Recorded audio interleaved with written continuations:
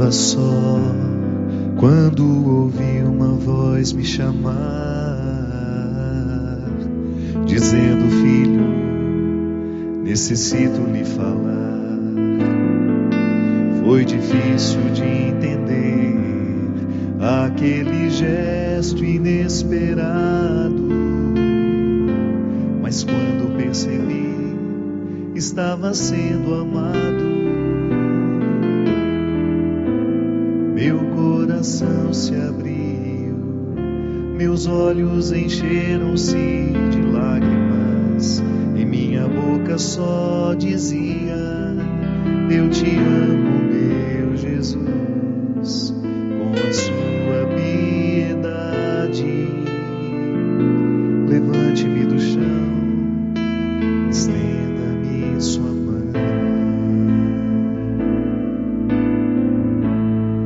Seja sempre o guardião das palavras que eu falo, e também seja o pastor a conduzir os meus passos. Não me deixe por caminhos tortuosos caminhar, mas me mostre o que é amar. Amar, tome conta da minha vida, ensinando-me a viver, para que eu possa desde agora muito mais lhe conhecer. Seja o meu melhor amigo, fique sempre ao meu lado, livrando-me do pecado.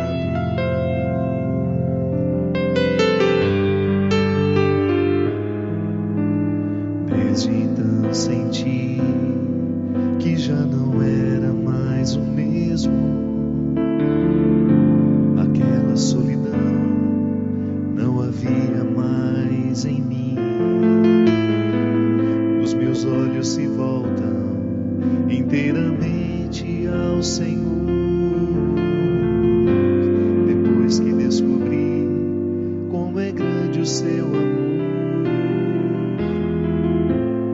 Conhece o meu caminho, sabe onde eu ando, é o meu refúgio e a minha proteção. Está sempre me ajudando nos momentos mais difíceis, sendo a minha salvação. Seja sempre o guardião das palavras que eu falo, e também seja o pastor a conduzir os meus passos. Não me deixe por caminhos tortuosos caminhar, mas me mostre o que é amar. Amar, tome conta da minha vida, ensinando-me a viver, que eu possa desde agora muito mais lhe conhecer. Seja o meu melhor amigo, fique sempre ao meu lado, livrando-me do pecado.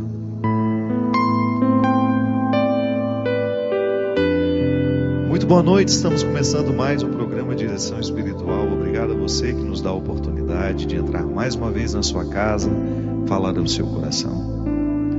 Nós que acreditamos cada vez mais que a experiência de fé é o crescimento nessa mística de saber ouvir a voz de Deus, essa voz mais íntima que nós podemos ter em nós. Porque às vezes a gente fica se perguntando, né? Como é que Deus nos fala? Tantas vezes as pessoas me interpelam perguntando isso. Pato, como é que eu sei que isso é a vontade de Deus para mim? Como é que eu sei que a voz de Deus fala comigo? Como ouvir essa voz? Interessante, se você vai observar a vida dos grandes místicos, você vai descobrir que o processo desses homens e mulheres que souberam experimentar a intimidade com o Senhor Foram pessoas que aprenderam a ouvir a voz mais íntima que nós podemos ter dentro de nós, que algumas pessoas chamam de consciência, a voz interior, aquela que nos acusa e que nos denuncia. Como nós falamos no programa aqui, nós de vez em quando precisamos nos denunciar através do próprio exame de consciência, quando a gente descobre aquilo que no nosso jeito de ser precisa ser modificado, que ainda não é suficientemente cristão. É assim que Deus nos fala. A vida interior é aquela que nos oportuniza conhecer este mecanismo por onde Deus nos fala, através de nós. Nós não acreditamos que somos o templo do Altíssimo? A igreja nos ensina que somos o território sagrado onde Deus se manifesta. Depois do mistério da encarnação, tudo é sagrado. Todas as realidades humanas que foram assumidas pelo Cristo são sagradas. Ainda que eu seja um homem pecador, ainda que você seja uma pessoa pecadora, o nosso pecado não retira a sacralidade do que somos.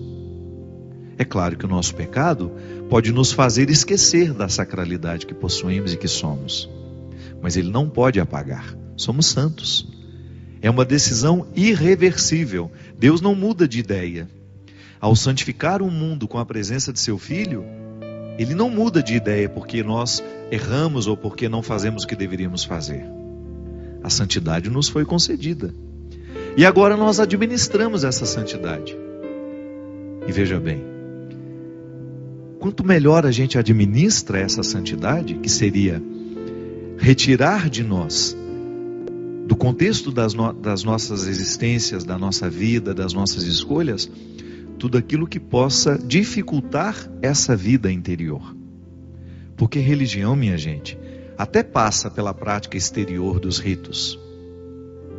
É interessante que a gente tenha um rito religioso onde a gente publicamente demonstra que nós estamos fazendo algo que demonstra a nossa espiritualidade. Mas veja bem, aí você se recorda daquela palavra de Jesus quando ele disse: vai chegar um momento que nem aqui nem ali que nós vamos adorar. Não é neste monte, não é naquele outro. É como se ele estivesse nos ensinando a relativizar de maneira responsável os territórios que nós consideramos importantes demais para nós. A gente vê essa guerra lá em Israel, entre israelenses e palestinos. Qual é o pano de fundo dessa guerra? É a luta pelos lugares que eles consideram santos, sagrados, que são sagrados para nós também. Mas na compreensão que nós temos hoje, nós jamais estabeleceríamos uma guerra por causa de um território que nós julgamos ser sagrado, porque isso é uma contradição para nós. Jesus já nos libertou disso. Eu me recordo que dessa última vez que eu estive em Jerusalém, quando nós estávamos ali no Monte das Bem-aventuranças, e a gente tem uma visão muito bonita da Jerusalém antiga, aquela mesma Jerusalém que Jesus viu, claro, com as modificações históricas que a cidade sofreu. E lá naquele momento eu fazia essa reflexão com o grupo que me acompanhava. Veja bem, olha para essa cidade, tudo isso aqui é santo. Este território é santo. Foi aqui que o mistério da ressurreição, da morte, da paixão, da amizade, da vida de Jesus, ali naquele território você pode ir a lugares que realmente Jesus esteve, onde Jesus realmente esteve.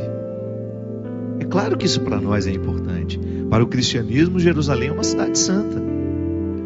Mas nós olhamos para Jerusalém hoje com a interpretação que Jesus nos permitiu fazer do que significa um lugar santo.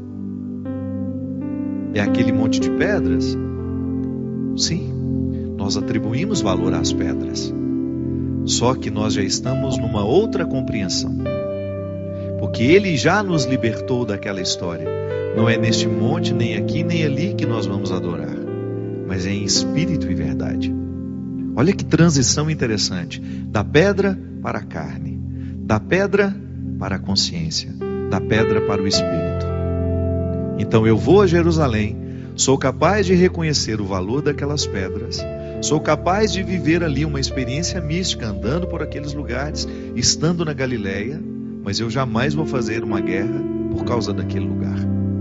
Porque isso contradiz o que Jesus me ensinou.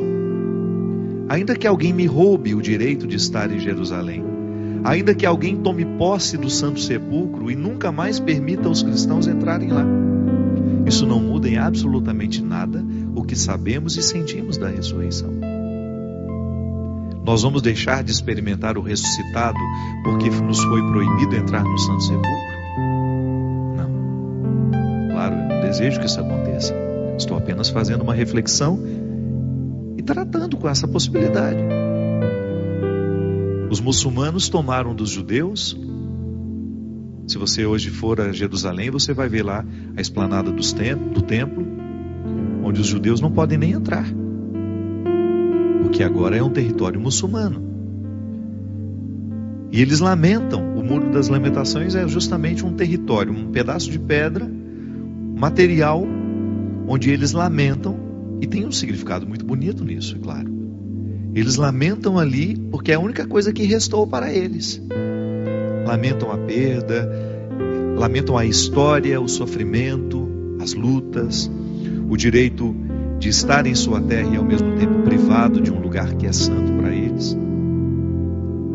Para um cristão, isso jamais teria sentido, porque nós já fomos libertados pela nova interpretação que Jesus nos ofereceu. Não é aqui, não é ali, mas é aqui dentro. Aí Jesus faz justamente um movimento contrário. E olha que Jesus foi educado num contexto religioso, onde a pedra era importante, o lugar era importante. O templo estava construído justamente no lugar do sacrifício de Isaac. Aquilo ali para eles era importante. Estar no Moriá, estar, sei lá, hoje para nós é tão interessante, porque a gente reconstrói a história da salvação. Nós somos capazes de passar por esses lugares da história da salvação, mas a gente não se apega a eles, porque a nossa religião, ela já é espiritual. Nós podemos até ter amor à nossa igreja, a igreja de pedra, onde nós fomos batizados, mas e se um dia ela for destruída? O significado do meu batismo vai embora? Não, eu apenas fico privado de visitar materialmente um lugar que para mim era importante. É claro, tudo aquilo que nós pudermos preservar do ponto de vista material é importante, até própria a cultura de um povo. A gente está aqui nessa luta para reerguer a Igreja do Rosário. Você, inclusive, quero agradecer os muitos que estão participando conosco, aderindo à campanha, nos ajudando a dar continuidade nas reformas de um território que é santo para nós. Mas nós não ficamos apegados a essa matéria. Se hoje nos for retirado tudo que temos materialmente falando, o significado místico daquilo não morre. Essa é a vida interior.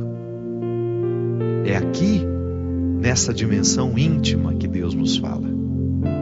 É claro, quando eu entro numa igreja barroca lá de Minas Gerais, ou até mesmo aqui nos interiores de São Paulo, na Bahia, onde você tem um barroco muito presente também, é claro que eu me sinto muito confortável espiritualmente falando, porque eu sou barroco. Se eu entro num templo muito moderno, eu posso até achar bonito, mas aquilo não me toca. Eu tenho a minha identificação, eu sei qual é a arquitetura que me toca. Se eu estou dentro de um contexto arquitetônico que fala a minha alma, é como se eu estivesse encontrando um conforto material que me ajuda a rezar.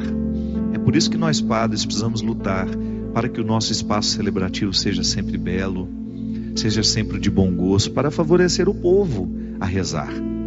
Uma igreja bonita, a gente não precisa nem pedir silêncio. Quando a gente entra ali dentro, quando a pessoa entra ali dentro, ela é naturalmente emudecida pela beleza do lugar. E Deus já começa a nos falar pela arquitetura, pela matéria. Não é assim? Então, a gente sempre tem de lutar pela beleza das nossas igrejas, porque essa beleza nos ajuda a compreender o sagrado como algo que nos envolve. Mas se nós estamos privados dessa beleza, o mundo está repleto de santuários naturais. Aí você de repente tem a oportunidade de conhecer a Chapada dos Guimarães, um lugar lindíssimo no Brasil. Ou você tem a oportunidade de ir na beira do mar, e ali você sente que Deus lhe fala através daquela beleza. Ou as pessoas, né? Outro dia, a Dona Augusta, uma amiga minha, dizendo de como Medjugorje é diferente. Eu nunca estive lá. Mas não precisa entrar na igreja para sentir a presença de Deus, a presença de Nossa Senhora ali. A presença da Mãe de Deus ali. No território mariano. Por quê? A mística do lugar já se impõe àquele que chega. Você que é evangélico, que crê diferente de nós em algumas coisas, você tem a sua identificação material também. O templo onde você gosta de ir, o pastor que você gosta de ouvir, tudo isso é material. Eu sou parte material do processo espiritual de muitos e fico honrado com isso. Eu sou um diretor espiritual, eu sou um padre. Todo padre é naturalmente um diretor espiritual, porque ele pode pregar em nome da igreja, ele pode realizar os sacramentos. Ele atualiza a presença de Cristo na história com a própria vida. Eu sou parte de um processo material, porque a pessoa me escuta, ela me vê, mas aquilo que eu ofereço é espiritual. É por isso que é sempre um perigo quando o dirigido prende-se ao diretor, achando que ele é o todo da história. Não é bem assim. E toda essa nossa busca espiritual é para a gente descobrir esse mecanismo por onde Deus nos fala. É a vida interior que todos nós precisamos ter. Vida espiritual é igual à vida interior. É quando a matéria não importa. É quando você estabelece a sua comunhão com o Senhor pelo simples fato de calar a voz, de silenciar os pensamentos. Aliás, essa é uma questão muito interessante.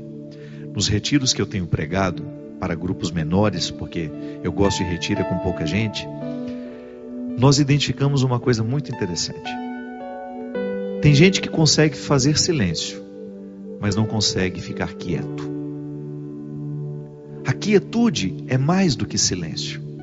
O silêncio às vezes a gente pode até fazer, mas a quietude é um estado ainda mais profundo que o silêncio.